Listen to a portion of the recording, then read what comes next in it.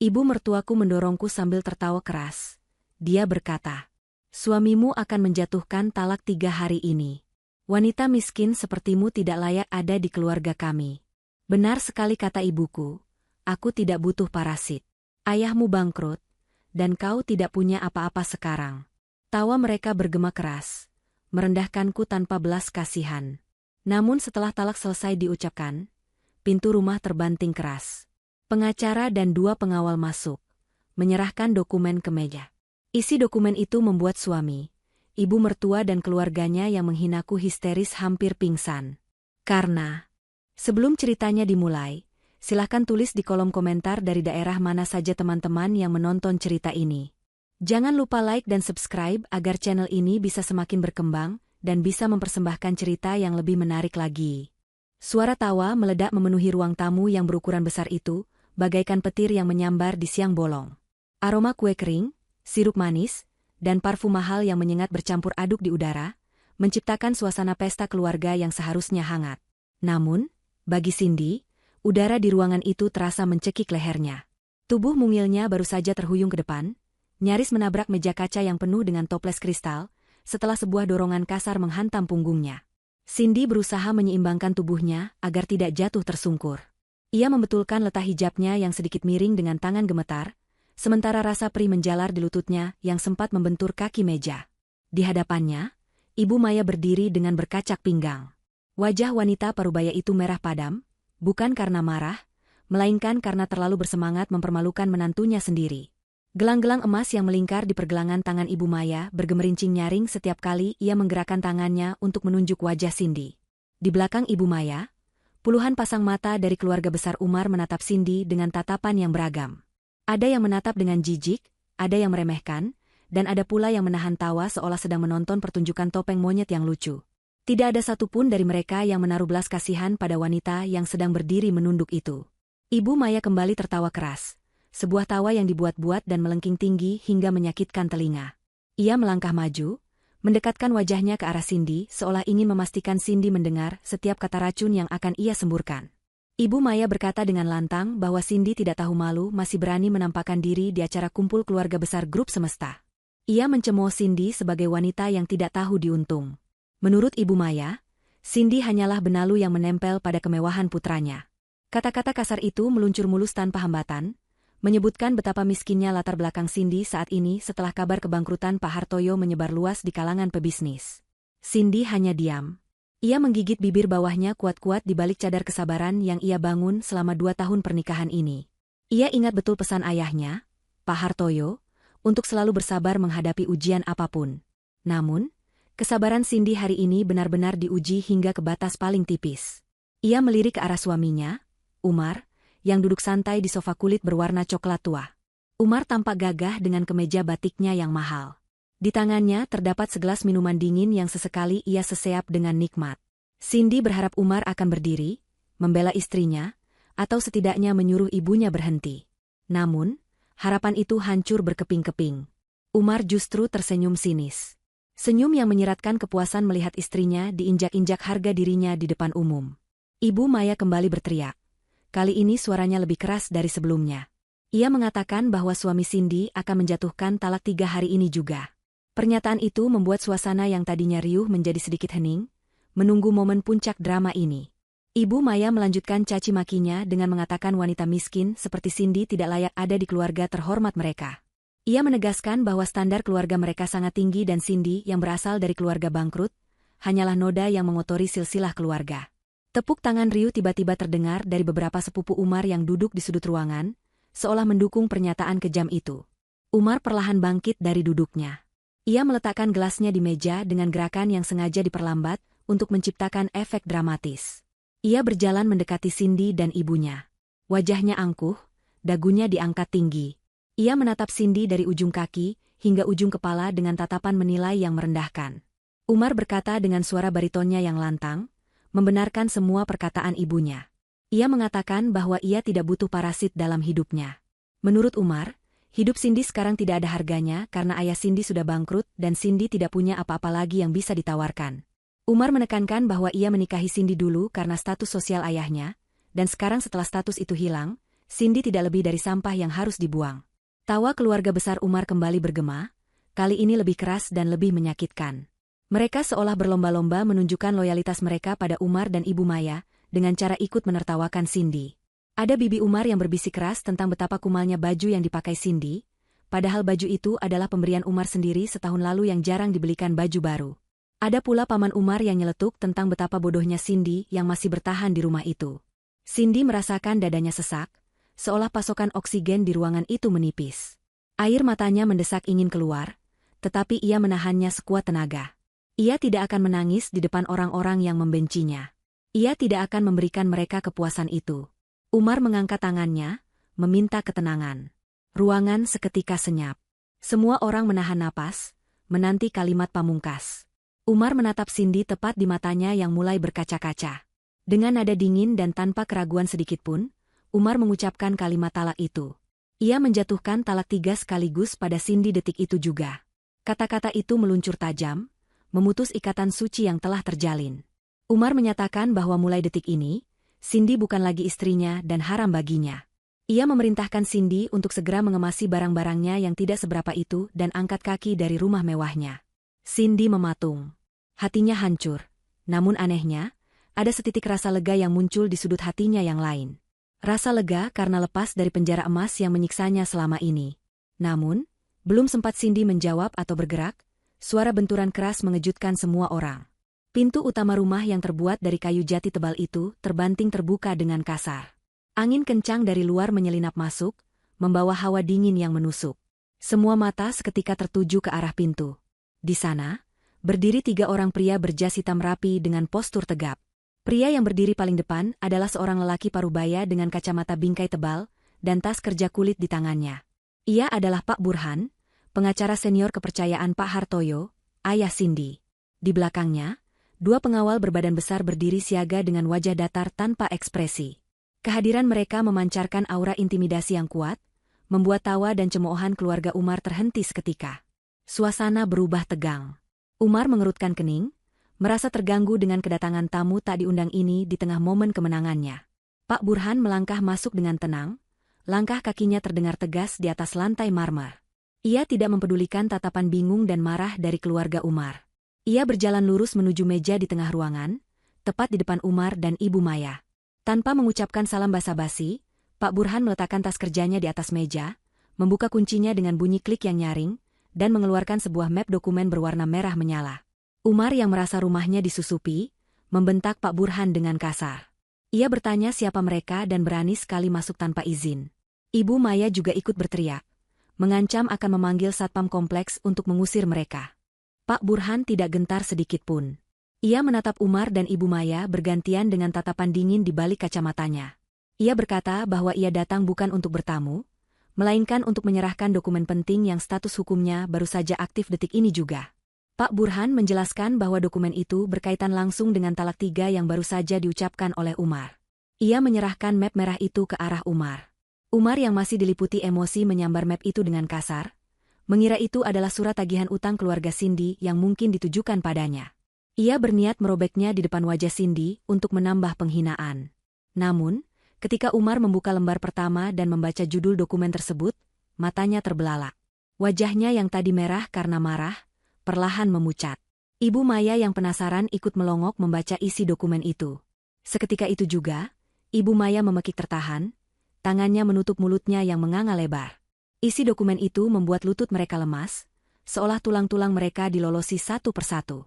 Keheningan yang mencekam menyelimuti ruang tamu yang sebelumnya riuh rendah itu. Umar memegang lembaran kertas itu dengan tangan yang mulai gemetar hebat.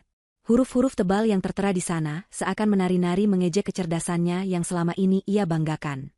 Judul dokumen itu tertulis jelas, Akta Pengembalian Aset dan Eksekusi Hibah Bersyarat.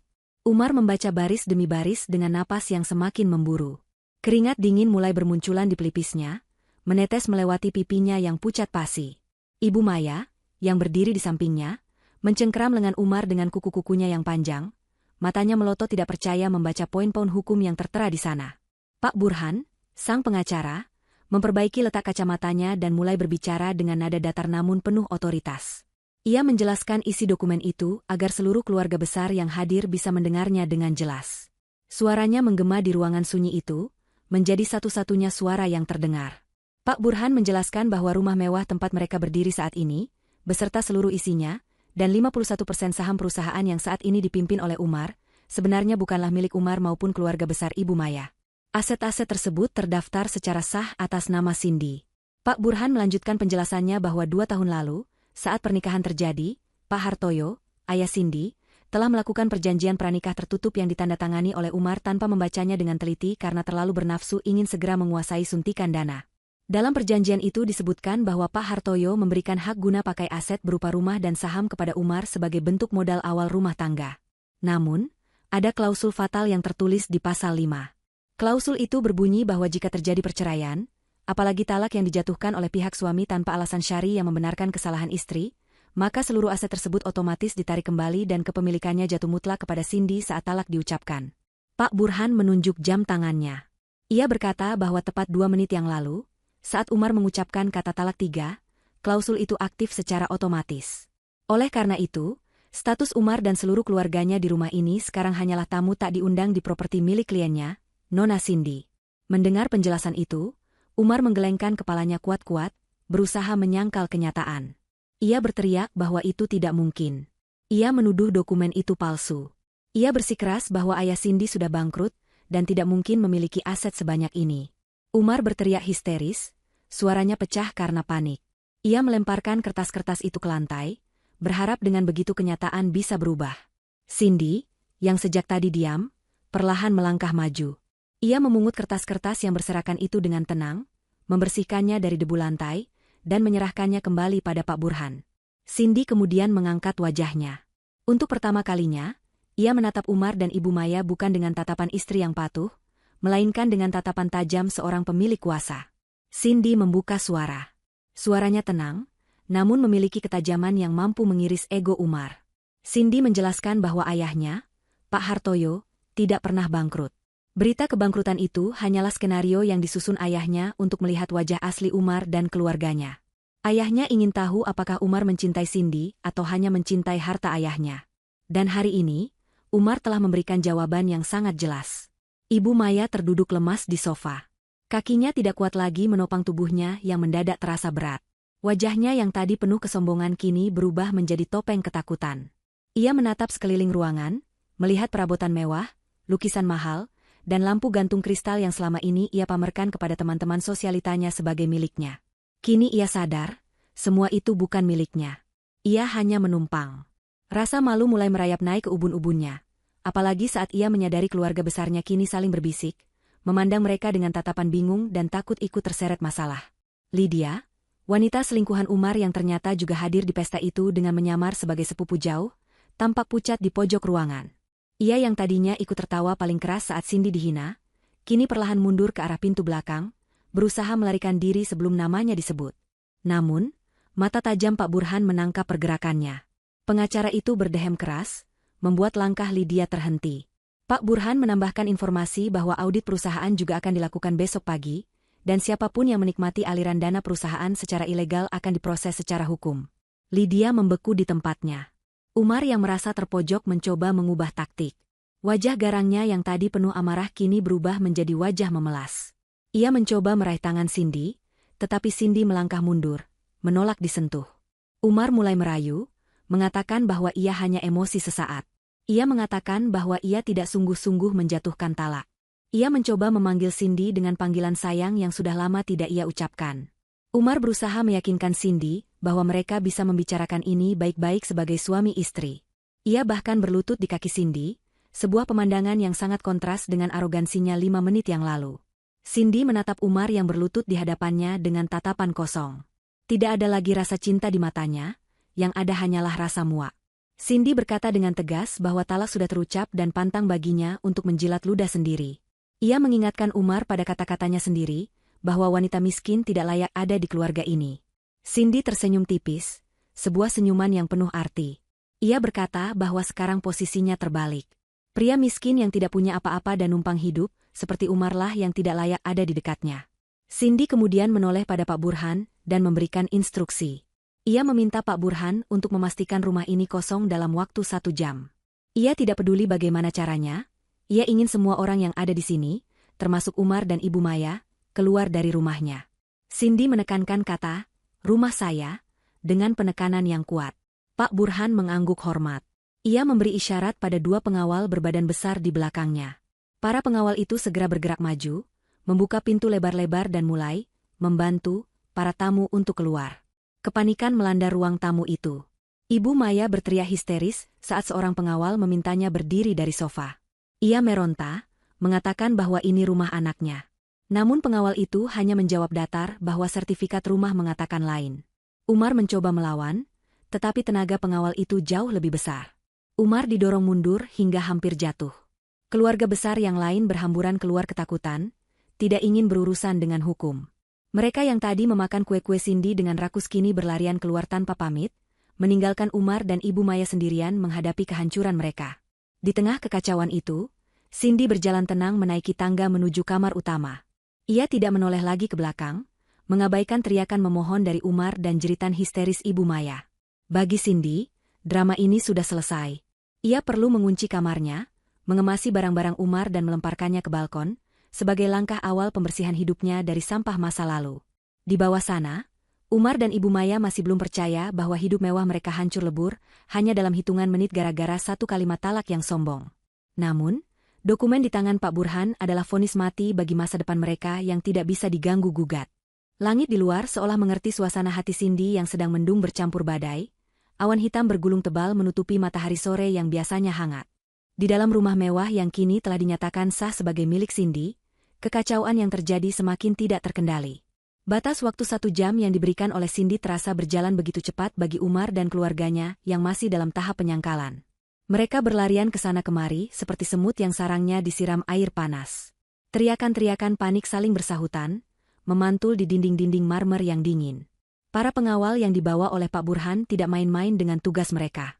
Mereka bergerak sistematis, menyisir setiap ruangan, memastikan tidak ada satupun parasit yang tersisa di dalam istana yang akan segera dibersihkan itu. Ibu Maya adalah yang paling histeris di antara semuanya. Wanita parubaya yang biasanya tampil anggun dengan dagu terangkat itu, kini tampak berantakan. Sanggul rambutnya sudah miring, dan wajahnya basah oleh air mata serta keringat dingin. Ia berlari menuju kamarnya di lantai bawah, berusaha menyelamatkan koleksi tas bermerek dan perhiasan yang selama ini ia kumpulkan. Dengan tangan gemetar, ia menyambar sebuah koper besar dan mulai memasukkan tas-tas kulit mahal itu secara sembarangan. Ia tidak peduli jika tas-tas itu tergores atau penyok, yang ada di pikirannya hanyalah ia tidak boleh kehilangan simbol status sosialnya. Namun, baru saja ia hendak menutup resleting koper, seorang pengawal berbadan tegap menahan tangannya. Pengawal itu berkata dengan nada datar namun tegas bahwa semua barang mewah yang dibeli menggunakan uang perusahaan selama periode pernikahan harus ditinggalkan untuk proses audit. Ibu Maya menjerit tidak terima. Ia memeluk tas-tas itu erat-erat seolah nyawanya bergantung di sana. Ia berteriak memaki pengawal itu, menyebutnya pencuri dan orang rendahan yang tidak tahu sopan santun. Ia bersikeras bahwa tas-tas itu adalah hadiah dari anaknya, Umar, dan tidak ada hubungannya dengan Cindy. Namun, Pak Burhan yang tiba-tiba muncul di ambang pintu kamar, memberikan penjelasan hukum yang mematikan. Ia menjelaskan bahwa karena Umar membeli barang-barang tersebut menggunakan kartu kredit yang tagihannya dibayarkan oleh rekening perusahaan atas nama Pak Hartoyo, maka secara hukum aset tersebut adalah milik perusahaan yang disalahgunakan. Pengawal itu kemudian dengan paksa menarik koper dari tangan Ibu Maya. Terjadi tarik-menarik yang menyedihkan, hingga akhirnya tenaga Ibu Maya kalah. Ia terdorong ke belakang, jatuh terduduk di atas karpet tebal, menyaksikan tas-tas kesayangannya disita di depan matanya sendiri. Sementara itu, di lantai atas, Umar sedang berusaha membujuk Cindy. Ia menggedor pintu kamar utama yang telah dikunci Cindy dari dalam. Suara Umar terdengar parau dan putus asa. Ia memohon agar Cindy membuka pintu, setidaknya untuk bicara 5 menit saja. Umar berjanji akan memperbaiki semuanya. Ia bahkan berjanji akan menyuruh ibunya minta maaf dan bersujud di kaki Cindy. Namun, tidak ada jawaban dari dalam kamar. Pintu kayu jati itu tetap tertutup rapat, membisu 1000 bahasa. Cindy di dalam sana mungkin sedang mendengarkan musik atau sekadar menikmati ketenangan, sama sekali tidak peduli dengan raungan suaminya yang kini terdengar seperti lolongan anjing yang ditinggal majikan. Karena tidak ada respon, Umar akhirnya menyerah. Ia berlari ke kamarnya sendiri, mengambil koper, dan mulai melempar baju-bajunya asal-asalan. Ia mengambil jam tangan mahalnya, jas-jas kerjanya, dan sepatu kulitnya. Ketika Umar dan Ibu Maya akhirnya digiring keluar menuju ruang tamu, pemandangan di sana sudah jauh berbeda. Keluarga besar mereka, paman, bibi, sepupu, dan keponakan yang tadi ikut menertawakan Cindy, sudah lebih dulu melarikan diri. Mereka kabur begitu mendengar ancaman hukum dari Pak Burhan, takut terseret kasus penggelapan aset jika ketahuan ikut menikmati fasilitas rumah ini. Ruang tamu yang tadi penuh sesak kini kosong melompong, hanya menyisakan gelas-gelas kotor dan remah kue yang berserakan di lantai, saksi bisu pesta yang berubah menjadi bencana. Lydia, selingkuhan Umar, sudah menghilang sejak tadi tanpa jejak, meninggalkan Umar sendirian menghadapi badai ini. Umar merasa dikhianati oleh semua orang. Padahal ia sendirilah yang memulai pengkhianatan ini. Para pengawal menggiring Umar dan Ibu Maya hingga ke pintu depan. Di halaman, barang-barang pribadi mereka yang dianggap bukan aset perusahaan, seperti baju-baju lama, pakaian dalam, dan perlengkapan mandi, sudah ditumpuk dalam kantong plastik sampah hitam yang besar. Pemandangan itu begitu merendahkan. Barang-barang mereka diperlakukan seperti sampah. Sama seperti bagaimana mereka memperlakukan Cindy selama ini. Langit yang sedari tadi menahan beban akhirnya tumpah. Hujan turun dengan sangat deras, disertai angin kencang yang langsung membasahi halaman rumah yang luas itu. Kilat menyambar, menerangi wajah-wajah pucat Umar dan ibunya. Pengawal utama mendorong bahu Umar pelan namun penuh tekanan, mengisyaratkan agar mereka segera keluar dari teras yang teduh itu menuju hujan. Umar mencoba bertahan, kakinya menjejak kuat di lantai keramik. Ia menoleh ke belakang, menatap rumah megah itu dengan tatapan nanar. Itu adalah istananya. Tempat ia merasa menjadi raja selama 2 tahun terakhir. Bagaimana mungkin ia diusir seperti anjing kurap dari rumah yang ia tinggali? Ia berteriak memanggil nama Cindy sekali lagi, suaranya bersaing dengan gemuruh guntur. Tapi yang menyahut hanyalah suara pintu utama yang dibanting keras di depan wajahnya, diikuti bunyi kunci otomatis yang berbunyi klik, mengunci akses mereka untuk selamanya. Tidak ada pilihan lain. Umar memapah ibunya yang masih menangis histeris menuruni anak tangga teras menuju halaman. Hujan deras langsung menghantam tubuh mereka, membasahi pakaian mahal yang mereka kenakan. Air hujan bercampur dengan air mata Ibu Maya, melunturkan riasan wajahnya hingga maskaranya meleleh hitam di pipi, membuatnya tampak menyeramkan seperti hantu. Mereka berjalan tertatih-tatih menyeret kantong plastik sampah berisi baju mereka. Sepatu hak tinggi Ibu Maya patah saat ia tersandung batu di jalan setapak taman, membuatnya jatuh tersungkur ke dalam lumpur. Ia menjerit jijik, tangannya yang biasa memegang gelas kristal kini penuh dengan tanah basah yang kotor. Umar mencoba membantunya berdiri, namun ia sendiri kesulitan menjaga keseimbangan karena licinnya jalan. Satpam kompleks yang biasanya hormat pada Umar kini, menatap mereka dari pos jaga dengan tatapan curiga. Satpam itu tidak membukakan gerbang otomatis, melainkan membiarkan Umar mendorong gerbang besi berat itu secara manual dengan susah payah. Ketika mereka akhirnya berhasil keluar dari area rumah dan berdiri di pinggir jalan aspal yang basah, mereka sadar bahwa mereka tidak punya kendaraan. Mobil mewah Umar masih terparkir di garasi dalam, disita sebagai aset perusahaan. Mereka berdiri di pinggir jalan di bawah guyuran hujan lebat, basah kuyup, kedinginan, dan memegang kantong plastik hitam. Mobil-mobil yang lewat mencipratkan air genangan ke arah mereka, menambah penderitaan yang seolah tiada akhir. Di balkon lantai 2, Cindy berdiri di balik tirai tipis, menatap ke bawah.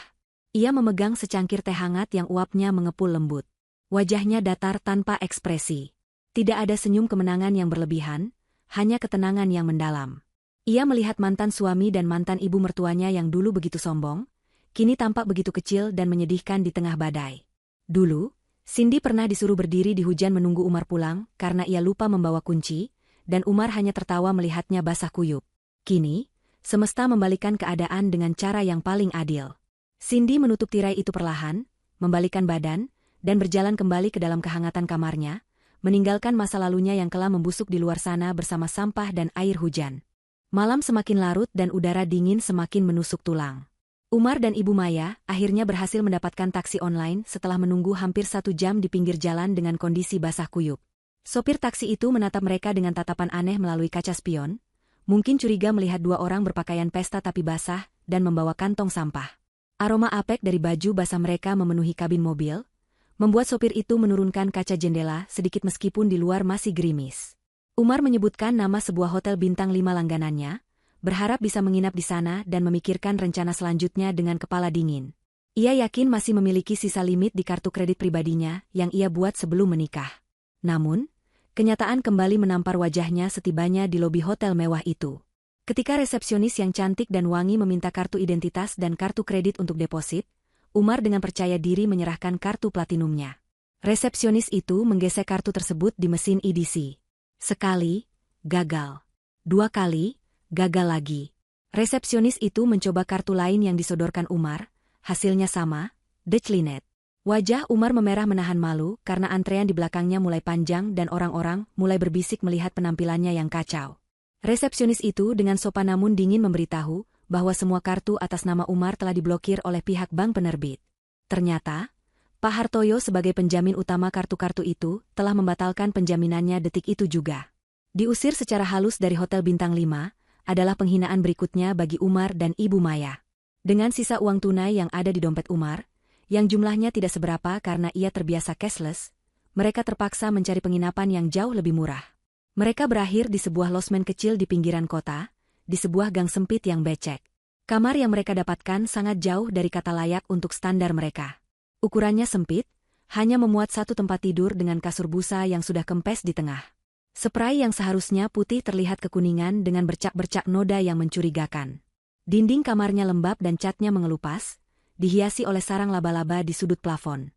Ibu Maya langsung meledak begitu masuk ke dalam kamar itu. Ia menolak duduk di kasur yang menurutnya menjijikkan. Ia berdiri di tengah ruangan sambil menangis dan memaki-maki Umar. Ia menyalahkan Umar karena tidak becus menjadi suami, sehingga bisa diceraikan dan kehilangan segalanya. Ibu Maya mengungkit-ungkit betapa ia sudah susah payah mendidik Umar agar mendapatkan istri kaya, tapi Umar malah menyia-nyiakannya dengan berselingkuh secara terang-terangan.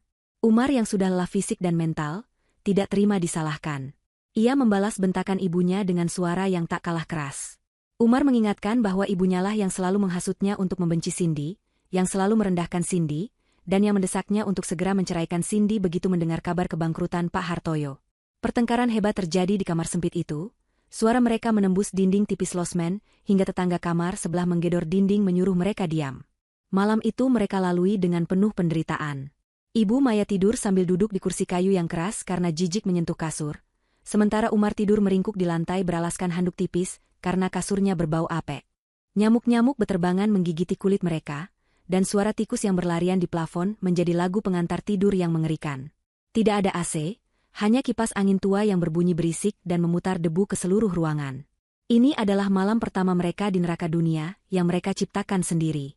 Keesokan paginya, matahari bersinar terang seolah mengejek nasib mereka. Umar bangun dengan badan pegal linu. Ia harus pergi ke kantor grup semesta.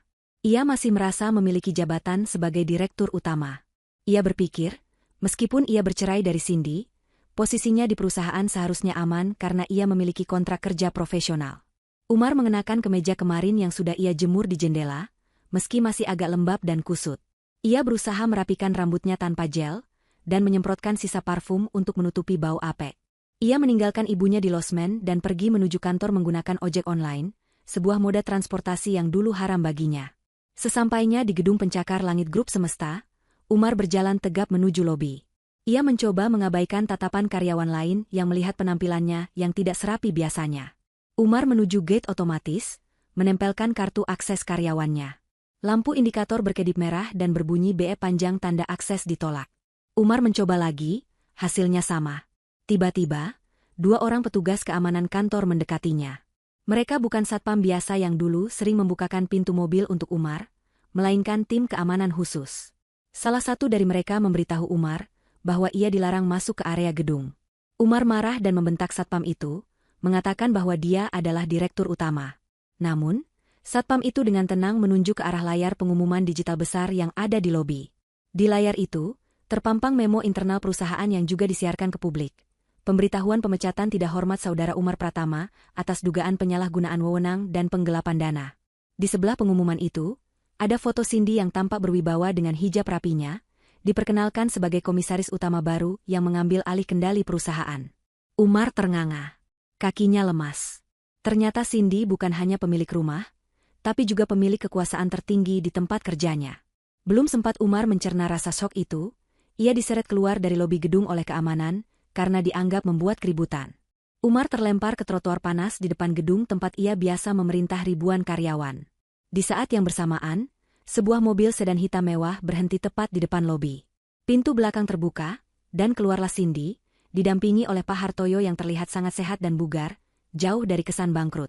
Mereka berjalan masuk dikawal beberapa asisten, tampak begitu bercahaya dan tak tersentuh. Umar mencoba berlari mendekat, memanggil nama mereka, tapi suaranya tenggelam oleh hiruk-pikuk kota. Saat Umar hendak mengejar, tiba-tiba 3 orang pria berjaket kulit dengan tampang garang menghadangnya. Mereka adalah debt collector dari pihak leasing mobil. Ternyata, satu-satunya mobil yang terdaftar atas nama pribadi Umar, sebuah mobil sport yang ia beli dengan cara mencicil, sudah menunggak pembayaran selama 3 bulan. Selama ini Umar menggunakan uang Cindy untuk membayar cicilan, dan karena rekening Cindy sudah tertutup baginya, pembayaran otomatis gagal. Pria-pria itu meminta kunci mobil sport yang kebetulan dibawa Umar di sakunya, meski mobilnya tidak ia bawa ke losmen. Mereka merampas kunci itu dan memaksa Umar menandatangani surat penarikan kendaraan. Umar berdiri terpaku di trotoar. Dipecat, diusir, dipermalukan, dan kini dikejar utang. Ia menatap ke seberang jalan, di mana sebuah videotron raksasa menayangkan berita bisnis terkini. Headline berita itu berbunyi, "Kembalinya Sang Raja, Hartoyo Group mengakuisisi kembali aset, putri tunggalnya Cindy Hartoyo siap memimpin era baru." Wajah Cindy di layar raksasa itu tersenyum lembut. Sebuah senyuman yang dulu selalu menyambut Umar di rumah. Senyuman yang ia sia-siakan demi ego dan kesombongan ibunya. Kini, senyuman itu menjadi mimpi buruk yang menghantuinya di tengah teriknya matahari Jakarta yang kejam. Umar menyadari, ia baru saja jatuh dari puncak gunung langsung ke dasar jurang, dan tidak ada tali untuk memanjat naik kembali. Matahari Jakarta terasa membakar kulit kepala Umar yang tidak terlindungi topi atau penutup apapun.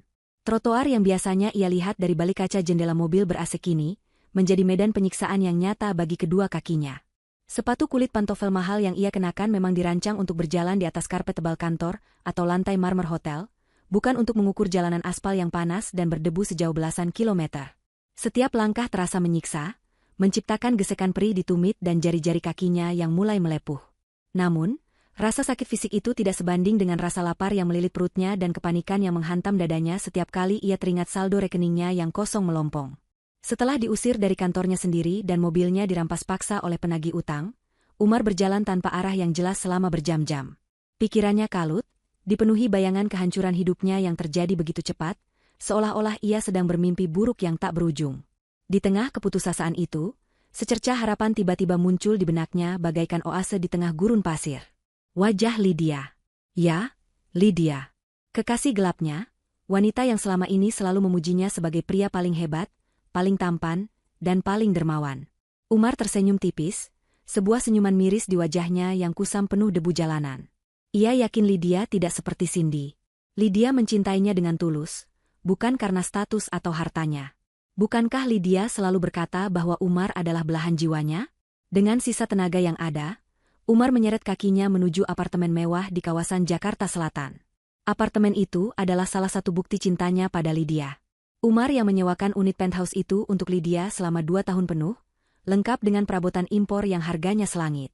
Umar merogoh saku celananya, memastikan ia masih memiliki kartu akses cadangan ke unit apartemen tersebut. Ia berpikir, setidaknya ia bisa menumpang tidur di sana, mandi air hangat, dan meminjam uang atau perhiasan Lydia untuk dijual sebagai modal awal bangkit kembali. Lydia pasti mengerti. Lydia pasti akan membantunya. Keyakinan naif itu menjadi bahan bakar langkah kakinya yang semakin gontai. Sesampainya di lobi apartemen yang megah, Umar sempat dihadang oleh petugas keamanan karena penampilannya yang berantakan, berkeringat bau matahari, dan kemeja kusut yang sudah tidak layak disebut pakaian eksekutif. Namun, Umar masih memiliki sisa arogansi lamanya. Ia membentak satpam itu, menyebutkan nomor unit Lydia dan menunjukkan kartu akses yang ia pegang. Satpam itu, yang mengenali wajah Umar meski dalam kondisi menyedihkan, akhirnya membiarkannya lewat dengan tatapan curiga dan jijik. Umar tidak peduli. Ia melangkah cepat menuju lift, menekan tombol lantai paling atas dengan jari gemetar penuh harap. Pintu lift berdenting, terbuka di lantai 25. Lorong berkarpet tebal menyambutnya dengan hawa dingin AC yang menyejukkan. Umar berjalan menuju pintu bernomor 2508. Jantungnya berdebar kencang, bukan karena asmara, tapi karena rasa takut akan penolakan yang ia coba tepis sekuat tenaga. Ia menempelkan kartu aksesnya ke gagang pintu elektronik. Lampu indikator berkedip hijau, dan bunyi klik terdengar merdu.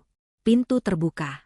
Umar melangkah masuk sambil memanggil nama Lydia dengan suara parau yang menyedihkan.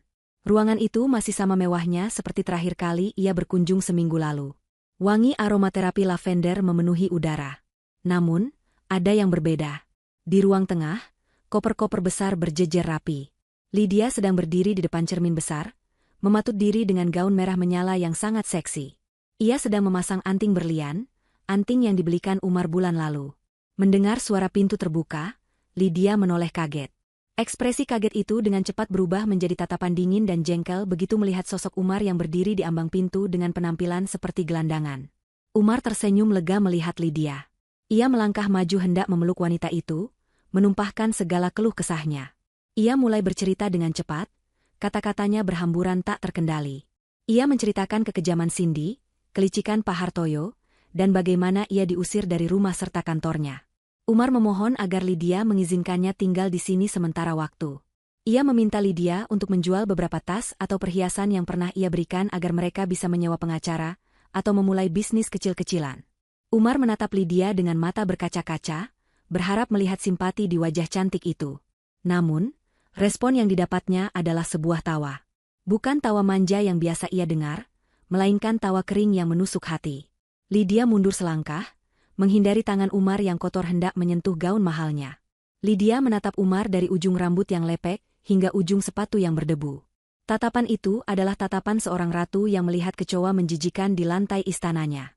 Lydia bertanya dengan nada sinis, apakah Umar sudah gila? Ia menegaskan bahwa apartemen ini memang disewa atas nama Umar, tapi masa sewanya tinggal 1 minggu lagi, dan Lydia tidak berniat memperpanjangnya dengan uangnya sendiri. Umar terperangah. Ia tidak percaya dengan apa yang didengarnya. Ia mencoba mengingatkan Lydia tentang cinta mereka, tentang janji-janji manis yang pernah mereka ucapkan di ranjang apartemen ini. Umar berkata bahwa ia rela meninggalkan Cindy demi Lydia, dan sekarang saat ia susah, seharusnya Lydia ada untuknya. Mendengar itu, tawa Lydia meledak semakin keras. Ia menggelengkan kepalanya, seolah takjub dengan kebodohan laki-laki di hadapannya. Lydia mendekat, wajahnya yang cantik berubah menjadi topeng kekejaman yang nyata. Lydia berkata dengan sangat jelas dan lambat, memastikan setiap kata menghujam jantung Umar. Ia mengatakan bahwa ia tidak pernah mencintai Umar. Ia hanya mencintai uang Umar, kartu kredit Umar, dan fasilitas mewah yang Umar berikan. Bagi Lydia, Umar hanyalah dompet berjalan yang bodoh dan mudah dimanipulasi. Ia mengaku jijik setiap kali harus berpura-pura manja pada Umar. Apalagi mengingat betapa Umar adalah pria pengecut yang bersembunyi di ketiak ibunya. Lydia menegaskan bahwa cinta, dalam kamusnya memiliki harga, dan sekarang karena Umar sudah miskin, bangkrut, dan tidak punya apa-apa, maka nilai Umar di mata Lydia adalah 0 besar. Sampah. Kata-kata itu menghantam Umar lebih keras daripada tamparan fisik manapun. Dunianya runtuh untuk kedua kalinya dalam 2 hari. Lututnya lemas, ia jatuh terduduk di lantai parket yang mengkilap. Ia menatap Lydia dengan pandangan kosong, mulutnya terkunci rapat, tidak mampu membalas. Tiba-tiba, bel pintu berbunyi. Lydia segera merapikan rambutnya dan tersenyum manis ke arah pintu. Senyum yang dulu selalu ditujukan untuk Umar. Lydia berjalan melenggok membuka pintu. Di sana berdiri seorang pria parubaya, gemuk, botak, namun mengenakan setelan jas mahal dan jam tangan emas yang berkilau. Itu adalah Pak Hendro, pesaing bisnis Umar yang dulu sering Umar hina karena penampilannya yang kampungan. Pak Hendro masuk sambil merangkul pinggang Lydia dengan mesra. Ia melihat Umar yang terduduk di lantai dengan tatapan meremehkan. Pak Hendro bertanya siapa pengemis yang masuk ke apartemen kekasih barunya ini. Lydia tertawa renyah sambil menjawab bahwa itu hanyalah masa lalu yang sudah kedaluarsa, sampah yang lupa dibuang ke tempatnya. Lydia kemudian memanggil security apartemen melalui interkom dinding. Ia melaporkan adanya penyusup yang mengganggu kenyamanannya. 2 menit kemudian, 2 petugas keamanan bertubuh kekar datang dan menyeret Umar keluar dari unit apartemen itu. Umar tidak melawan.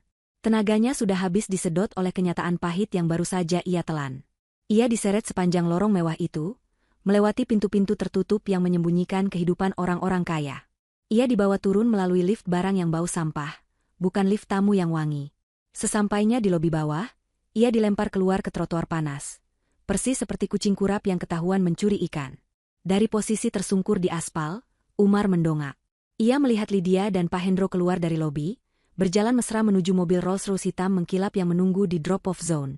Lydia tampak tertawa bahagia, sama sekali tidak menoleh ke arah Umar yang hancur lebur. Mobil mewah itu melaju perlahan, meninggalkan Umar yang terbatuk-batuk terkena asap knalpotnya. Di titik itulah, air mata Umar akhirnya tumpah. Bukan air mata sedih, melainkan air mata penyesalan yang terlambat. Ia telah membuang berlian bernama Cindy demi kerikil tajam bernama Lydia, dan kini kerikil itu telah melukai kakinya hingga infeksi dan membusuk. Umar menyadari betapa bodohnya ia. Namun, penyesalan itu tidak bisa membeli nasi bungkus untuk perutnya yang keroncongan, apalagi mengembalikan harga dirinya yang sudah terinjak-injak di dasar selokan ibu kota. Malam kembali turun menyelimuti kota, membawa kegelapan yang semakin pekat bagi Umar dan Ibu Maya. Umar kembali ke losmen kumuh itu dengan langkah berat, membawa kabar buruk dan tubuh yang remuk redam. Di dalam kamar sempit yang pengap itu, Ibu Maya sudah menunggu dengan wajah masam dan perut yang berbunyi nyaring karena lapar. Ketika Umar masuk tanpa membawa uang sepeser pun, bahkan tanpa membawa makanan sisa sekalipun, kemarahan Ibu Maya meledak lagi. Namun kali ini, Umar tidak membalas.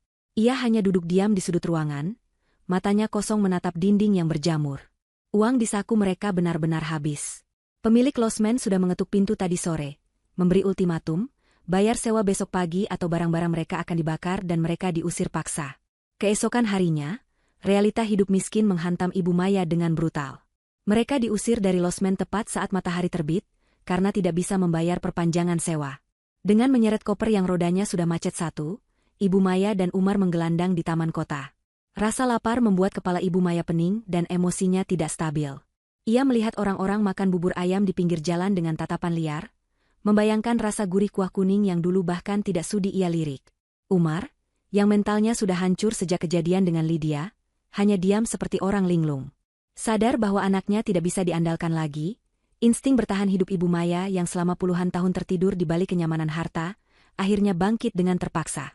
Ia tidak mau mati kelaparan di taman kota. Ia ingat pernah melihat selebaran lowongan kerja tempelan di tiang listrik dekat losmen tadi. Lowongan untuk tenaga serabutan, cuci piring, dan pelayan, tanpa syarat ijazah. Dengan menekan gengsi setinggi langit yang kini sudah tidak ada harganya, Ibu Maya meninggalkan Umar yang melamun di bangku taman dan berjalan mencari alamat agen penyalur tenaga kerja kasar tersebut. Agen itu terletak di sebuah ruko sempit yang bau rokok. Sang pemilik agen, seorang wanita gemuk dengan riasan tebal, menatap Ibu Maya dari atas ke bawah dengan tatapan meremehkan. Ibu Maya yang masih mengenakan sisa baju mewahnya yang kini kusut dan bau keringat, terlihat sangat kontras di tempat itu. Ketika Ibu Maya berkata ia butuh pekerjaan apa saja asal dapat uang makan hari ini, wanita agen itu tertawa mengejek namun, akhirnya memberikan tawaran. Ada sebuah catering besar yang butuh tenaga tambahan mendadak untuk pesta besar malam ini. Tugasnya berat. Cuci piring di belakang dan sesekali bantu menyajikan minuman jika pelayan utama kewalahan. Bayarannya harian, cukup untuk makan 2 hari dan sewa kamar losmen murah semalam. Tanpa banyak tanya, Ibu Maya menyanggupi. Ia dibawa menggunakan mobil bak terbuka bersama ibu-ibu pekerja kasar lainnya menuju lokasi pesta. Sepanjang perjalanan, Ibu Maya menangis dalam hati. Tangannya yang dulu hanya memegang sendok emas dan kartu kredit, kini harus bersiap memegang sabut cuci piring dan sisa makanan orang lain. Ia merasa Tuhan sedang mempermainkannya dengan kejam. Namun, rasa lapar di perutnya memaksanya menelan semua penghinaan itu. Lokasi pesta ternyata adalah sebuah ballroom hotel bintang 5 yang sangat megah. Dekorasi bunga segar di mana-mana, lampu kristal bergantungan, dan aroma masakan lezat menguar dari dapur. Sesampainya di dapur catering, Ibu Maya langsung dibentak oleh kepala catering karena jalannya yang lambat. Ia dilempari apron kumal yang bau minyak dan disuruh segera mencuci tumpukan piring kotor persiapan pesta. Air sabun yang keras membuat kulit tangannya yang halus langsung terasa perih dan panas. Kuku-kukunya yang terawat manicure mahal kini patah satu persatu saat ia menggosok kerak noda di panci besar. Punggungnya serasa mau patah karena harus membungkuk terus-menerus. Setiap kali ia berhenti sebentar untuk meluruskan pinggang, bentakan kasar dari supervisor langsung menyambar telinganya. Malam pun tiba, tamu-tamu mulai berdatangan. Karena kekurangan orang di bagian depan, supervisor menarik Ibu Maya dari tempat cuci piring. Ia disuruh memakai seragam pelayan yang ukurannya kekecilan di badannya, membuatnya sesak napas. Tugasnya adalah membawa nampan berisi gelas-gelas sirup dan air mineral, untuk diedarkan ke tamu VIP. Ibu Maya gemetar. Ia takut bertemu orang yang dikenalnya. Ia menundukkan wajahnya dalam-dalam, berharap tidak ada yang mengenalinya sebagai mantan sosialita terpandang. Ibu Maya berjalan kaku memasuki ballroom yang dingin dan wangi itu. Musik orkestra mengalun lembut. Tamu-tamu dengan gaun malam dan jas resmi berlalu lalang, tertawa renyah membicarakan bisnis dan liburan ke luar negeri, topik yang dulu adalah makanan sehari-hari Ibu Maya. Hatinya teriris melihat kemewahan yang kini hanya bisa ia tonton sebagai pelayan. Saat ia sedang menuangkan air ke gelas seorang tamu, ia mendengar pembawa acara, MC, berbicara di panggung utama dengan suara lantang. Hadirin sekalian, mari kita sambut bintang utama malam ini, pemilik baru grup Semesta yang telah membawa perusahaan ini kembali ke masa kejayaannya, Ibu Cindy Hartoyo. Nama itu bagaikan petir yang menyambar tepat di telinga Ibu Maya. Nampan di tangannya nyaris terlepas. Ia mendongak kaget ke arah panggung. Di sana, di bawah sorotan lampu sorot yang terang benderang, Cindy berjalan keluar dengan anggun. Cindy mengenakan gaun malam muslimah berwarna emas yang berkilauan, dipadukan dengan hijab sutra yang senada. Wajahnya bersinar, penuh wibawa dan kecantikan yang memukau.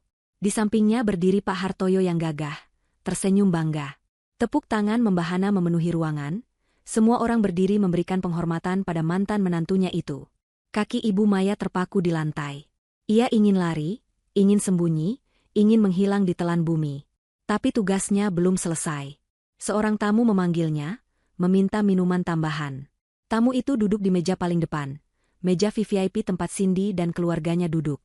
Supervisor yang melihat Ibu Maya bengong langsung mendorong punggungnya kasar, menyuruhnya melayani meja VVIP itu. Dengan langkah gemetar hebat, keringat dingin mengucur deras di punggungnya, Ibu Maya terpaksa berjalan mendekati meja itu. Jantung Ibu Maya berdegup kencang seolah mau meledak saat ia sampai di samping kursi Cindy. Ia berusaha menutupi wajahnya dengan memiringkan kepala, tapi tangannya yang gemetar saat menuangkan jus jeruk ke gelas kristal Cindy, membuat air itu sedikit tumpah ke meja. Cindy menoleh, sedikit kaget. Tatapan mata mereka bertemu. Waktu seolah berhenti berputar. Cindy menatap pelayan wanita di sampingnya itu. Awalnya ia bingung, namun sedetik kemudian ia mengenali mata itu. Mata yang dulu selalu menatapnya dengan jijik, kini menatapnya dengan ketakutan dan rasa malu yang luar biasa. Ibu Maya, mantan ibu mertuanya yang sombong, kini berdiri dengan seragam pelayan yang kekecilan, bau keringat, dan tangan yang kasar, menuangkan minuman untuknya. Suasana di meja itu hening seketika. Pak Hartoyo juga menyadari siapa pelayan itu, namun ia hanya mendengus pelan dan kembali memalingkan wajah, tidak sudi melihatnya. Cindy, dengan ketenangan yang luar biasa, tidak marah ataupun mencemooh. Ia justru tersenyum tipis, sangat tipis namun menusuk. Ia mengambil tisu, membersihkan tetesan air di meja dengan gerakan anggun, lalu menatap Ibu Maya lurus-lurus. Hati-hati menuangnya, Bu, ucap Cindy dengan suara lembut namun tegas, volume suaranya cukup untuk didengar oleh orang-orang di meja itu. Gaun saya ini harganya mungkin lebih mahal dari sisa harga diri yang Ibu miliki sekarang. Jangan sampai kotor. Kalimat itu diucapkan tanpa nada tinggi, tapi dampaknya seperti belati yang menusuk ulu hati Ibu Maya. Wajah Ibu Maya memerah padam, air matanya merebak tapi ia tahan mati-matian. Ia tidak bisa berkata apa-apa. Ia hanya bisa mengangguk kaku, bibirnya gemetar. Tamu-tamu lain di meja itu mulai berbisik-bisik. Beberapa mengenali wajah Ibu Maya dan menutup mulut mereka kaget, menyadari betapa drastis roda nasib berputar. Cindy kemudian membuka tas kecilnya, mengeluarkan selembar uang berwarna merah, Rp100.000, dan meletakkannya di atas nampan Ibu Maya. Ini tips untuk kerjamu. Ambillah. Sepertinya kamu dan anakmu sangat membutuhkannya untuk makan malam ini. Ibu Maya menatap lembaran uang itu. Uang yang dulu baginya hanya recehan untuk parkir, kini adalah penyambung nyawanya. Rasa malu yang ia rasakan sudah melampaui batas kemanusiaan. Dengan tangan gemetar hebat, ia mengambil uang itu karena ia tahu ia memang butuh makan. Ia menunduk dalam-dalam, menyembunyikan tangisnya yang pecah tanpa suara, lalu berbalik dan berjalan cepat meninggalkan meja VVIP itu, diiringi tatapan iba sekaligus jijik dari para tamu undangan. Di belakangnya, Cindy kembali tertawa renyah menanggapi lelucon rekan bisnisnya, sama sekali tidak terganggu oleh kehadiran masa lalu yang kini sudah menjadi debu di bawah kakinya. Malam itu, di tengah pesta gemerlap, Ibu Maya merasakan neraka dunia yang sesungguhnya. Uang Rp100.000 pemberian Cindy di pesta malam itu lenyap dalam sekejap mata, hanya cukup untuk membeli nasi bungkus, obat pereda nyeri lutut Ibu Maya yang bengkak, dan sewa kamar sempit selama beberapa jam sekadar untuk mandi dan meluruskan punggung.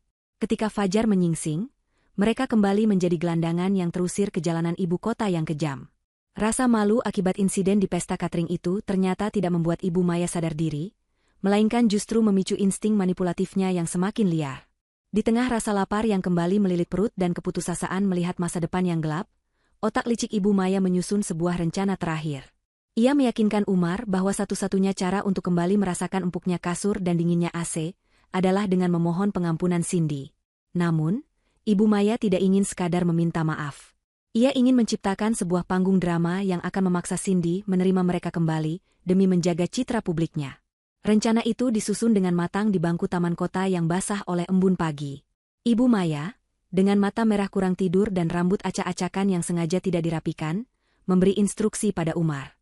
Mereka akan mendatangi kantor pusat grup semesta tepat di jam makan siang, saat lobi kantor sedang ramai-ramainya oleh karyawan dan tamu bisnis. Mereka akan bersujud, menangis, dan meraung-raung di kaki Cindy. Tujuannya adalah agar orang-orang merekam kejadian itu, memviralkannya di media sosial, dan menggiring opini publik bahwa Cindy adalah anak durhaka dan istri yang kejam karena membiarkan suami dan mertuanya menggelandang. Ibu Maya yakin, wanita sesukses Cindy pasti takut citranya hancur, dan ketakutan itulah yang akan menjadi tiket emas mereka untuk kembali masuk ke kehidupan mewah Cindy. Umar yang sudah kehilangan kemampuan berpikir jernih, hanya mengangguk lemah menyetujui rencana gila ibunya. Tepat pukul 12 siang, Umar dan Ibu Maya tiba di lobi gedung pencakar langit grup semesta. Penampilan mereka sangat mendukung skenario, korban yang terzalimi. Pakaian mereka lusuh, wajah mereka kusam dan berminyak, serta tubuh yang kurus kering. Begitu mereka melangkah masuk ke lobi marmer yang dingin, petugas keamanan segera menghadang. Namun, sebelum satpam sempat menyeret mereka keluar, Ibu Maya langsung menjatuhkan dirinya ke lantai. Ia mulai berteriak histeris, memanggil-manggil nama Cindy dengan suara melengking yang memilukan. Ia menangis meraung-raung, memukul-mukul dadanya sendiri, berakting seolah ia adalah ibu tua yang rindu pada anaknya. Umar pun ikut berlutut di samping ibunya, memasang wajah paling menyedihkan yang bisa ia buat, memohon agar dipertemukan dengan istrinya. Drama itu sukses menarik perhatian. Puluhan karyawan yang sedang berlalu lalang berhenti. Tamu-tamu bisnis yang duduk di sofa lobi mulai berbisik-bisik. Ponsel-ponsel mulai diangkat, kamera mulai merekam. Ibu Maya semakin menjadi-jadi melihat banyak kamera yang menyorotnya. Ia berteriak lantang mengatakan bahwa ia hilaf, bahwa ia sudah tua dan sakit-sakitan, dan hanya ingin Cindy memaafkannya. Ia juga menyisipkan kalimat-kalimat fitnah halus bahwa Cindy telah menelantarkannya tanpa sepeser pun uang. Suasana lobi menjadi gaduh. Beberapa orang mulai menaruh simpati pada wanita tua yang menangis di lantai itu, berbisik bahwa sejahat apapun mertua, menantu yang kaya raya tidak seharusnya membiarkannya kelaparan. Tekanan sosial mulai terbentuk, persis seperti yang diharapkan Ibu Maya. Di lantai teratas, Cindy sedang memeriksa laporan keuangan ketika sekretarisnya masuk dengan wajah panik, memberitahukan keributan di lobi. Cindy melihat tayangan CCTV lobi dari tabletnya. Wajahnya datar, tidak ada kepanikan sedikit pun. Ia tahu persis watak mantan mertuanya itu. Bukannya menghindar atau menyuruh satpam mengusir paksa yang justru akan memperburuk citranya, Cindy memutuskan untuk turun dan menghadapi panggung sandiwara itu secara langsung. Ia merapikan hijabnya, memoles sedikit lipstik agar terlihat segar, dan melangkah menuju lift pribadi dengan langkah mantap. Ketika pintu lift terbuka di lobi utama, kehadiran Cindy langsung menyedot perhatian seluruh ruangan. Suasana gaduh seketika senyap. Cindy berjalan tenang membelah kerumunan, diikuti oleh 2 asisten dan kepala keamanan. Melihat targetnya datang, Ibu Maya langsung merangkak mendekati Cindy. Ia memeluk kaki Cindy erat-erat, mengotori celana panjang bahan mahal yang dikenakan Cindy dengan tangannya yang berdebu. Ibu Maya menangis histeris, meminta ampun, mengatakan betapa ia menderita di jalanan, betapa ia rindu pada Cindy, dan memohon agar Cindy berbelas kasih menerimanya kembali walau hanya sebagai pembantu. Umar juga ikut bersujud, mencium ujung sepatu Cindy, air mata buayanya tumpah ruah. Ia berkata bahwa ia masih mencintai Cindy dan menyesal telah mendengarkan hasutan orang lain. Cindy membiarkan mereka menangis dan bersujud selama beberapa menit. Ia berdiri tegak, menatap kerumunan orang yang memandangnya dengan tatapan menghakimi. Bisik-bisik yang menuduh Cindy kejam mulai terdengar jelas. Saat itulah, Cindy mengangkat tangannya, memberi isyarat pada kepala keamanan. Tanpa perlu kata-kata, kepala keamanan mengangguk dan memberi kode pada operator ruang kontrol. Detik berikutnya, layar LED raksasa di dinding lobi, yang biasanya menayangkan profil perusahaan, berubah tampilan. Sebuah video rekaman CCTV mulai berputar di layar raksasa itu. Kualitas gambarnya tajam dan suaranya jernih. Itu adalah rekaman kejadian di bab 1, saat pesta keluarga di rumah Cindy. Semua orang di lobi mendongak, menonton adegan di mana Ibu Maya mendorong Cindy hingga nyaris jatuh. Suara tawa Ibu Maya yang mengejek kemiskinan Cindy terdengar, menggelegar memenuhi lobi melalui speaker gedung. Kata-kata kasar Umar yang menyebut Cindy, parasit, dan sampah, terekam jelas. Adegan saat Umar menjatuhkan talak 3 dengan sombong sambil disambut tepuk tangan keluarga besarnya, terpampang nyata tanpa sensor. Suasana lobi berubah drastis 180 derajat. Simpati yang tadi tertuju pada Ibu Maya dan Umar seketika menguap, berganti menjadi rasa jijik dan kemarahan. Para penonton yang tadi merekam dengan iba kini mencemooh. Mereka melihat bukti nyata betapa kejam dan arogannya dua orang yang sekarang sedang bersujud itu, saat mereka masih merasa di atas angin. Ibu Maya yang mendengar suara rekaman itu membeku. Tangisannya berhenti mendadak. Ia mendongak, melihat wajah aslinya yang mengerikan terpampang di layar besar. Rasa malu yang menghantamnya kali ini jauh lebih besar dari sebelumnya. Ia telah menggali lubang kuburnya sendiri di depan ratusan saksi mata. Cindy menunduk, menatap Umar yang kini gemetar ketakutan di kakinya. Cindy berbicara menggunakan mikrofon nirkabel yang disodorkan asistennya, sehingga suaranya terdengar jelas ke seluruh penjuru lobi. Cindy berkata dengan nada tenang namun menusuk tulang sumsum, bahwa air mata mereka hari ini tidak memiliki harga apapun dibandingkan dengan penghinaan yang mereka berikan padanya dulu. Ia mengingatkan semua orang di sana bahwa ia tidak mengusir mereka, tapi merekalah yang membuang Cindy karena mengira Cindy miskin. Dan sekarang, saat mereka tahu Cindy kaya, mereka datang menjilat seperti anjing kelaparan. Ingat kata-katamu dulu, Mas Umar, tanya Cindy lembut, namun matanya tajam setajam silet. Kau bilang wanita miskin sepertiku tidak layak ada di keluargamu yang terhormat. Maka sekarang, izinkan aku mengembalikan kata-kata itu. Pria miskin, tak bermartabat, dan penjilat sepertimu, haram hukumnya ada di dekatku. Jangan pernah bermimpi aku akan memungut kembali sampah yang sudah kubuang. Cindy menarik kakinya dari pelukan Ibu Maya dengan gerakan tegas, membuat Ibu Maya terhuyung jatuh ke lantai. Cindy kemudian berbalik badan dan berjalan kembali menuju lift, meninggalkan Umar dan Ibu Maya yang kini menjadi tontonan cemoohan orang banyak. Satpam yang tadi ragu-ragu kini bertindak tegas. Mereka menyeret Umar dan Ibu Maya keluar dari lobi, diiringi sorakan, "Hu!" dari para karyawan dan tamu yang merasa tertipu oleh akting mereka. Di luar gedung, di bawah terik matahari yang menyengat, Umar dan Ibu Maya dilempar kembali ke trotoar panas. Rencana mereka hancur total. Pintu hati Cindy telah tertutup rapat, dikunci mati oleh keserakahan mereka sendiri. Dan kini, seluruh dunia tahu betapa busuknya hati mereka di balik wajah memelas itu. Setelah diusir dan dipermalukan di depan umum untuk kedua kalinya, Umar benar-benar kehilangan akal sehatnya. Rasa lapar yang semakin menjadi-jadi bercampur dengan dendam dan kepanikan membuatnya nekat. Ia tidak lagi memikirkan harga diri atau moralitas, yang ada di kepalanya hanyalah bagaimana cara mendapatkan uang dengan cepat untuk keluar dari penderitaan ini. Saat duduk melamun di pinggir selokan kotor bersama ibunya yang sudah tidak bertenaga lagi untuk marah, Umar tiba-tiba teringat sesuatu. Sebuah celah kecil yang mungkin terlewatkan oleh Cindy dan pengacaranya. Umar ingat bahwa sebelum Cindy mengambil alih perusahaan secara penuh, ia pernah meminta Cindy menandatangani beberapa tumpuk dokumen kosong dengan dalih untuk keperluan administrasi bank darurat jika Umar sedang di luar kota. Cindy yang saat itu masih menjadi istri yang penurut, menandatanganinya tanpa curiga. Umar yakin masih menyimpan satu lembar cek kosong yang sudah ditandatangani Cindy di dalam dompet kartu nama lamanya yang terselip di saku jas lusuhnya. Dengan tangan gemetar, ia merogoh saku jas bagian dalam yang robek. Jantungnya berdegup kencang saat jari-jarinya menyentuh tekstur kertas tebal. Ia menariknya keluar. Benar saja, selembar cek dari bank swasta terkemuka, lengkap dengan tanda tangan Cindy di sudut kanan bawah. Kertas itu agak lecek dan lembab kena keringat, tapi tanda tangannya masih utuh. Mata Umar berbinar liar. Ini adalah tiket kebebasannya. Ia bisa menuliskan angka berapa saja di sana. 100 juta? 500 juta? 1 miliar? Keserakahan langsung menguasai otaknya. Ia membisikkan rencananya pada Ibu Maya. Wajah tua itu seketika cerah, seolah baru saja disuntik vitamin kehidupan. Ibu Maya mendesak Umar untuk menulis angka yang besar, cukup untuk mereka kabur keluar kota dan memulai hidup baru. Dengan meminjam pulpen dari seorang pedagang kaki lima, Umar menuliskan nominal 500 juta rupiah di atas cek itu. Tangannya gemetar karena adrenalin, bukan lagi karena lapar. Mereka berdua berjalan kaki menuju kantor cabang bank terdekat dengan langkah terburu-buru. Harapan semu itu membuat mereka lupa pada rasa lelah. Sesampainya di bank, Umar menyuruh ibunya menunggu di luar agar tidak mencurigakan karena penampilan mereka yang kumal. Umar berusaha merapikan rambut dan jasnya sebisa mungkin. Ia masuk ke dalam bank, mengambil nomor antrean, dan duduk dengan gelisah. Ia melirik ke sana kemari, merasa semua orang, termasuk satpam bank, sedang mengawasinya. Keringat dingin mengucur deras di punggungnya. Saat nomor antreannya dipanggil, Umar maju ke meja teller. Ia menyodorkan cek itu dengan tangan yang berusaha terlihat santai. Petugas teller, seorang wanita muda yang ramah, menerima cek tersebut. Ia melihat nominal yang besar dan kondisi fisik cek yang agak lusuh, lalu menatap penampilan Umar yang tidak meyakinkan. Namun, petugas itu tetap profesional. Ia meminta kartu identitas Umar.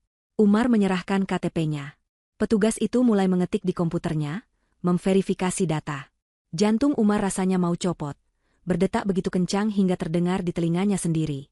Detik demi detik terasa seperti berjam-jam. Tiba-tiba, wajah petugas teller itu berubah sedikit tegang. Ia menekan sebuah tombol diam-diam di bawah meja, lalu tersenyum kaku pada Umar. Ia berkata bahwa karena nominalnya besar, ia perlu mendapatkan otorisasi dari manajer cabang. Petugas itu meminta Umar menunggu sebentar, lalu masuk ruangan di belakang. Umar mulai panik. Firasat buruk menyergapnya. Ia ingin lari, mengambil kembali cek itu dan kabur, tapi kakinya terasa berat seolah dipaku ke lantai.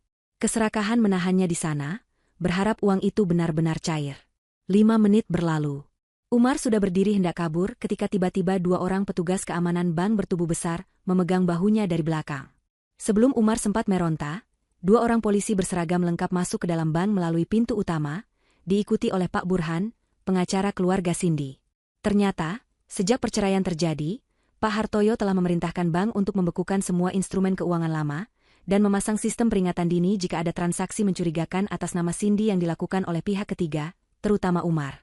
Begitu nomor seri cek itu diinput oleh teller, alarm sistem langsung berbunyi di kantor pusat dan notifikasi masuk ke ponsel Pak Burhan.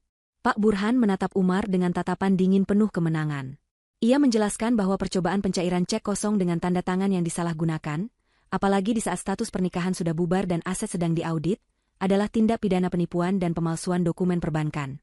Umar mencoba menyangkal, berteriak bahwa itu tanda tangan asli Cindy. Tapi Pak Burhan mengeluarkan bukti surat pernyataan pencabutan kuasa yang sudah didaftarkan secara hukum tepat setelah talak dijatuhkan. Artinya, Umar sedang mencoba mencuri uang Cindy secara ilegal. Polisi langsung memborgol kedua tangan Umar ke belakang. Bunyi besi beradu terdengar mengerikan di ruangan ban yang sunyi itu. Umar diseret keluar seperti penjahat kelas tri. Di depan ban, Ibu Maya yang sedang melamun membayangkan makan enak, terlonjak kaget melihat anaknya digiring polisi. Ia menjerit histeris, berlari mengejar polisi, memukul-mukul lengan petugas, memohon agar anaknya dilepaskan. Ia menangis meraung-raung di trotoar, menjadi tontonan orang-orang yang lewat. Tapi kali ini, tidak ada lagi drama sujud yang bisa menyelamatkan mereka. Polisi mendorong Ibu Maya agar menjauh, lalu memasukkan Umar ke dalam mobil patroli. Sirine berbunyi nyaring, membelah keramaian jalan, membawa Umar menuju nasib barunya di balik jeruji besi. Ibu Maya ditinggalkan sendirian di pinggir jalan, terduduk lemas di aspal panas, menyadari bahwa ia baru saja kehilangan satu-satunya tumpuan hidupnya. Malam itu, Umar mendekam di sel tahanan Polres yang sempit dan bau pesing. Ia tidak sendirian. Di dalam sel itu sudah ada 5 tahanan lain yang menatapnya dengan tatapan lapar dan beringas. Di pojok ruangan, duduk seorang pria bertato penuh di wajah dan lengan, sedang merokok santai. Umar menyipitkan mata di keremangan cahaya lampu neon yang suram. Ia mengenali pria itu. Itu adalah Bang Jago, seorang preman parkir yang dulu pernah Umar ludahi dan pukul karena tidak sengaja menyenggol spion mobil mewahnya setahun yang lalu. Saat itu Umar dengan sombongnya berkata bahwa orang miskin seperti Bang Jago tidak pantas bernapas di udara yang sama dengannya. Bang Jago mengenali Umar. Sebuah senyum menyeringai mengerikan terbit di wajah sangar preman itu. Ia mematikan rokoknya dengan menginjaknya di lantai, lalu perlahan bangkit berdiri. Teman-teman satu selnya ikut berdiri, mengelilingi Umar yang kini gemetar hebat di dekat pintu sel. Umar mundur sampai punggungnya menabrak jeruji besi yang dingin. Tidak ada tempat lari. Tidak ada Ibu Maya yang bisa membelanya. Tidak ada uang untuk menyogok. "Selamat datang di istana kami, Tuan Kaya," sapa Bang Jago dengan suara berat yang membuat bulu kuduk Umar berdiri. "Dulu kau bilang aku sampah, kan? Sekarang mari kita lihat, seberapa kuat kulit halusmu itu bertahan di sini." Malam itu menjadi malam terpanjang dalam hidup Umar. Jeritan tertahannya tenggelam di balik tembok beton penjara yang dingin, menjadi bayaran lunas atas setiap kesombongan yang pernah ia tabur selama ini. Karma tidak pernah salah alamat, dan ia datang menagih dengan bunga yang sangat tinggi. Mobil patroli polisi yang membawa Umar perlahan menghilang di tikungan jalan, menyisakan jejak asap tipis dan keheningan yang mencekam. Sirine yang tadinya meraung-raung kini senyap, digantikan oleh hiruk-pikuk lalu lintas kota yang tidak peduli pada nasib seorang ibu tua yang baru saja kehilangan segalanya. Ibu Maya masih terduduk di aspal panas di depan ban. Kakinya terasa lumpuh, tidak sanggup menopang berat tubuhnya yang sebenarnya sudah kurus kering. Air matanya sudah kering, bukan karena kesedihan itu hilang, melainkan karena ia sudah terlalu lelah untuk menangis. Ia menatap kosong ke arah jalanan tempat anaknya dibawa pergi. Umar, satu-satunya harapan, satu-satunya tiket baginya untuk kembali hidup enak, kini mendekam di balik jeruji besi karena kebodohan dan keserakahan yang ia tanamkan sendiri. Matahari semakin tinggi, membakar kulit keriput Ibu Maya tanpa ampun. Satpam bank yang tadi mengusirnya kini kembali keluar, memintanya untuk pergi karena keberadaannya mengganggu kenyamanan nasabah lain. Dengan sisa tenaga yang ada, Ibu Maya memaksakan diri untuk berdiri. Sendi-sendi lututnya berbunyi kretak, rasa nyeri menjalar ke seluruh tubuhnya. Ia menyeret langkahnya tanpa tujuan yang jelas. Perutnya melilit perih, rasa lapar yang ia rasakan bukan lagi sekadar keinginan makan, melainkan rasa sakit fisik yang nyata. Ia merogoh saku bajunya, berharap menemukan uang receh, namun yang ia temukan hanyalah kehampaan. Uang 100.000 dari Cindy sudah habis, dan impian mendapat 500 juta dari cek kosong kini berubah menjadi mimpi buruk penjara. Ibu Maya teringat pada adik kandungnya, Tante Rina, yang tinggal di kawasan pinggiran kota yang cukup elit. Dulu, Rina sering memuji-muji Ibu Maya, sering meminta barang bekas Ibu Maya, dan selalu bersikap manis. Ibu Maya yakin, Rina pasti mau menampungnya barang semalam 2 malam.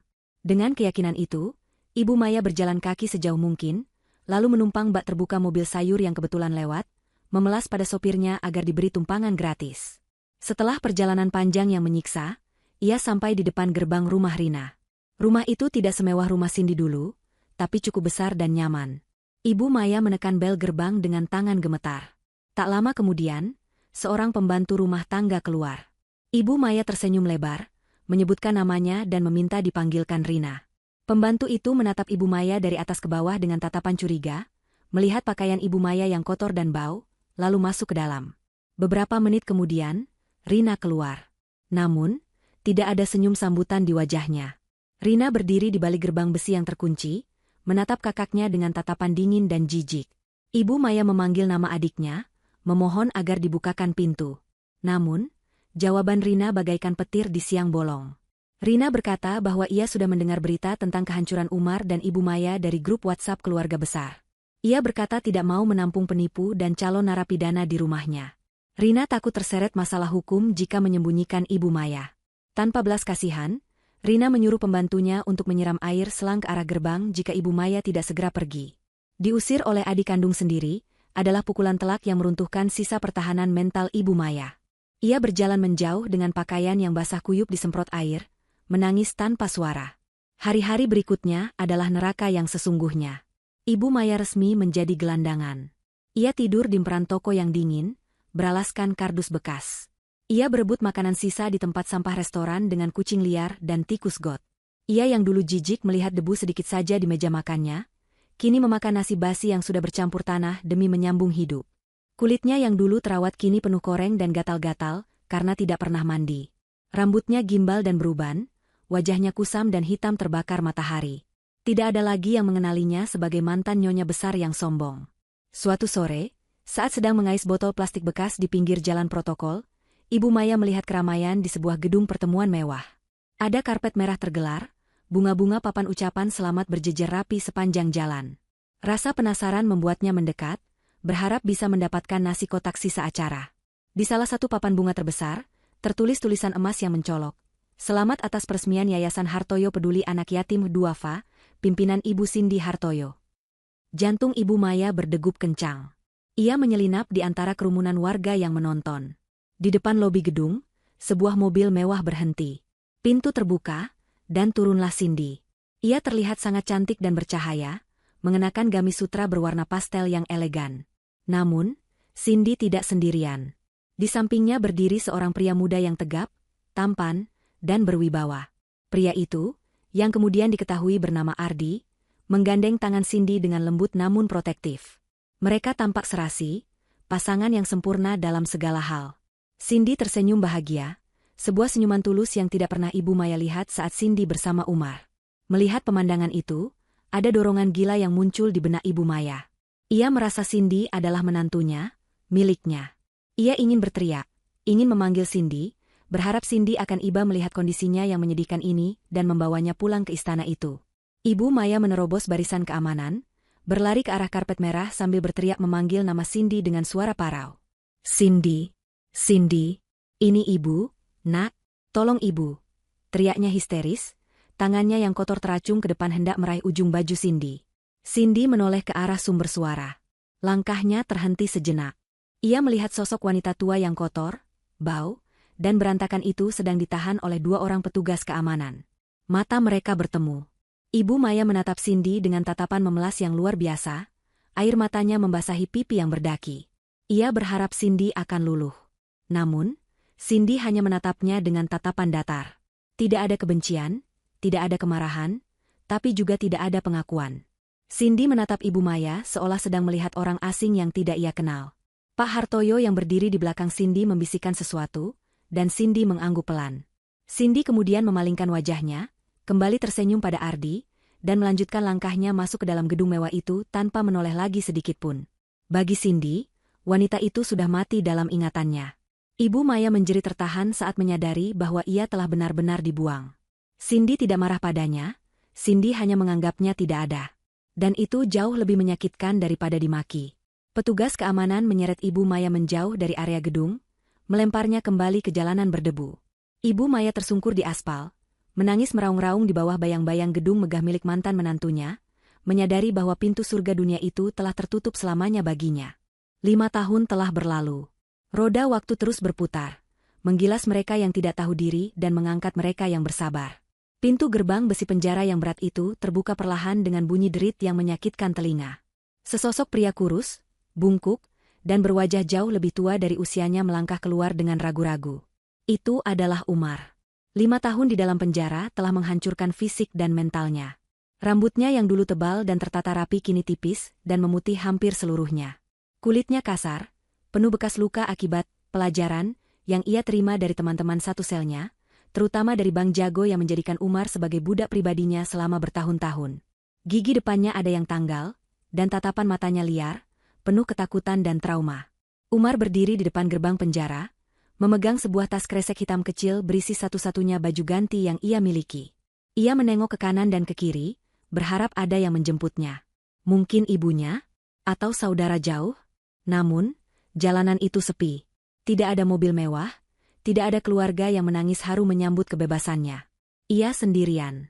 Benar-benar sendirian di dunia yang sudah melupakannya. Dengan langkah gontai, Umar berjalan menjauh dari penjara, menyusuri jalanan kota yang telah banyak berubah dengan gedung-gedung baru yang menjulang tinggi. Tujuan pertamanya adalah mencari ibunya. Berdasarkan informasi dari seorang sipir penjara yang kasihan padanya, Ibu Maya sempat terjaring razia gelandangan oleh Dinas Sosial 3 tahun lalu, dan kini ditempatkan di sebuah panti sosial milik pemerintah di pinggiran kota. Umar menghabiskan sisa uang transport dari penjara untuk naik angkot menuju panti tersebut. Hatinya bergetar, membayangkan pertemuan penuh air mata dengan ibunya. Ia berjanji akan merawat ibunya, meski mereka harus memulung sekalipun. Sesampainya di panti sosial, bau obat-obatan dan karbol menyengat hidungnya. Seorang perawat mengantarnya ke bangsal jiwa, tempat para lansia yang mengalami gangguan mental dirawat. Umar bingung, kenapa ke bangsal jiwa? Perawat itu menunjuk ke arah seorang wanita tua yang duduk di pojok ruangan, menghadap tembok. Wanita itu memeluk sebuah guling kumal dengan sangat erat, mengayun-ayunnya seperti menimang bayi. Rambutnya dipotong pendek asal-asalan, dan tatapannya kosong. Umar mendekat perlahan, air matanya mulai menetes. "Ibu," panggilnya lirih. Wanita itu menoleh. Wajahnya adalah wajah Ibu Maya, tapi jiwanya entah kemana. Ibu Maya menatap Umar tanpa ekspresi, lalu tertawa cekikikan. "Kamu siapa? Jangan ambil tasku. Ini tas Hermes asli. Anakku Umar yang belikan. Anakku kaya. Istrinya, si Cindy itu, babu kami." Racau Ibu Maya sambil memeluk guling itu makin erat, mengira guling itu adalah tas mewahnya. Umar jatuh berlutut, memeluk kaki ibunya, menangis terseduh-seduh. Ia mencoba menyadarkan ibunya, "Bu, ini Umar, Bu. Umar sudah pulang." Tapi Ibu Maya justru mendorongnya kasar, berteriak ketakutan, menganggap Umar adalah penagih utang. Perawat akhirnya menarik Umar menjauh, menjelaskan bahwa Ibu Maya mengalami gangguan jiwa berat akibat depresi dan trauma hidup di jalanan. Pikirannya terjebak di masa lalu, di masa kejayaannya yang semu. Umar meraung menangis di lorong panti, menyadari bahwa ibunya hancur karena ambisi yang Umar sendiri turut serta memupuknya dulu. Ia telah kehilangan ibunya, meski raga ibunya masih ada di depannya. Dengan hati yang hancur lebur, Umar meninggalkan panti. Ia harus mencari kerja untuk makan. Namun, siapa yang mau menerima mantan narapidana kasus penipuan dengan fisik yang lemah? Umar akhirnya diterima bekerja sebagai petugas kebersihan, cleaning service, alih daya di sebuah pusat perbelanjaan elit di pusat kota. Gajinya sangat kecil, hanya cukup untuk sewa kamar petak tanpa jendela dan makan tempe setiap hari. Ironisnya, tugas utamanya adalah membersihkan toilet pria dan mengepel lantai lobi utama mall. Suatu hari, saat sedang mengepel lantai lobi yang licin, Umar melihat sepasang sepatu pantofel mengkilap dan sepatu hak tinggi berhenti tepat di depan kain pelnya. Umar mendongak, hendak meminta maaf. Namun, kata-katanya tersangkut di tenggorokan. Di hadapannya berdiri Cindy. 5 tahun tidak membuat Cindy menua, justru ia terlihat semakin matang, anggun, dan bahagia. Di sampingnya berdiri Ardi, suaminya yang sekarang, yang juga merupakan pemilik saham mayoritas di mall tempat Umar bekerja. Mereka sedang meninjau lokasi untuk pembukaan butik baru milik Cindy. Di tangan Cindy, tergenggam tangan seorang anak laki-laki kecil berusia sekitar 4 tahun yang tampan dan lucu. Anak itu memanggil Cindy dengan sebutan, Bunda. Umar mematung memegang gagang pel. Ia melihat potret keluarga bahagia yang seharusnya menjadi miliknya. Anak laki-laki itu seharusnya anaknya. Wanita hebat itu seharusnya istrinya. Kesuksesan itu seharusnya miliknya. Tapi semua itu hancur karena mulutnya sendiri, karena kesombongannya sendiri. Cindy menatap Umar sekilas. Ia mengenali mantan suaminya itu, namun tidak ada reaksi berlebihan. Cindy hanya mengangguk sopan, selayaknya majikan menyapa karyawan rendahan, lalu kembali tersenyum pada anaknya dan melanjutkan langkah. Ardi, yang tahu siapa Umar dari cerita masa lalu Cindy, menatap Umar sejenak lalu merangkul bahu Cindy, membawanya menjauh. Umar tetap berdiri di sana, memegang kain pel yang kotor, sementara wangi parfum Cindy tertinggal di udara, menjadi satu-satunya hal mewah yang bisa ia nikmati. Ia melihat pantulan dirinya di kaca etalase toko. Tua, kotor, berseragam cleaning service, dan sendirian. Ia menunduk, melanjutkan mengepel lantai yang diinjak oleh Cindy, menerima takdirnya sebagai debu di bawah kaki wanita yang dulu ia hina. Malam harinya, di balkon penthouse mewah mereka yang menghadap gemerlap lampu kota Jakarta, Cindy berdiri menikmati angin malam. Ardi datang membawa 2 cangkir teh hangat, memeluk istrinya dari belakang. Mereka melihat ke bawah, ke arah kota yang sibuk. Cindy merasa hatinya begitu ringan. Dendamnya sudah lama hilang, digantikan oleh rasa syukur yang luar biasa. Ia melihat keadilan Tuhan bekerja dengan cara yang sangat rapi. Ia tidak perlu mengotori tangannya untuk membalas, karena waktu telah menghancurkan mereka yang zalim dengan sendirinya. Apa yang kamu pikirkan, sayang? Tanya Ardi lembut. Cindy tersenyum, menyesap teh hangatnya, lalu menyandarkan kepalanya di bahu suaminya. Aku hanya sedang berpikir, jawab Cindy pelan, matanya menatap langit malam yang bersih tanpa awan. Ternyata benar kata orang bijak. Membuang sampah pada tempatnya memang membuat hidup kita jauh lebih bersih, sehat, dan indah. Mereka berdua tertawa kecil, tawa yang penuh kedamaian. Di bawah sana, di sudut kota yang kumuh, Umar sedang memakan nasi bungkus dingin sendirian di kamar kosnya yang pengap, ditemani bayang-bayang penyesalan yang akan menjadi teman tidurnya seumur hidup.